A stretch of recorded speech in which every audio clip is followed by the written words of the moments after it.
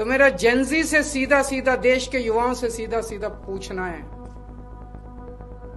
कि ऐसे ही चलेगा या कुछ करना है?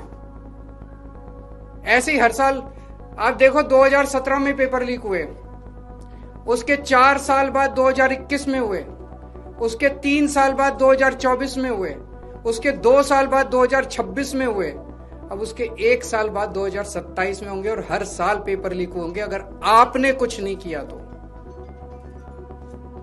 अगर नेपाल का और बांग्लादेश का जेनजी सड़कों पे उतर के अपने देश की सरकारों को बदल सकता है, तो हमारे देश का जेनजी पेपर लीक करने वाले मंत्रियों को जेल नहीं भेज सकता है। मुझे अपने देश के जेनजी पे पूरा भरोसा है। ये देश आपका है।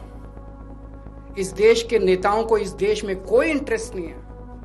इस देश के नेताओं के बच्चे विदेशों में पढ़ते हैं। जो लोग कहते हैं कि सिस्टम फेल हो गया, सिस्टम फेल हो गया, सिस्टम फेल हो गया, मैं आपकी भावना को समझता हूं, लेकिन जब आप सिस्टम की बातें करते हैं तो अनजाने में आप उन नेताओं को बचा रहे हैं जो नेता इस पूरे घिनौने खेल में शामिल हैं। अगर एक के बाद एक दर साल नीट के पेपर लीक हो रहे हैं, तो पैसा सबसे टॉप पे पहुंच रहा है, सबसे टॉप पे। ऐसे ही पेपर लीक नहीं हो जाते, नीट के जैसे पेपर ऐसे ही लीक नहीं हो जाते, पैसा सबसे टॉप पे पहुंच रहा है।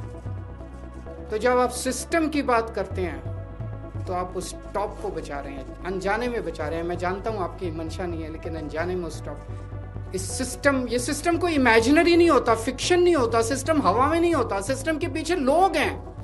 सीधे आरोप लगाइए जो इस खेल के अंदर शामिल है, उनको जेल में भेजिए, सड़कों पे उतरिए, आंदोलन कीजिए और इस घिनौने खेल को बंद कीजिए।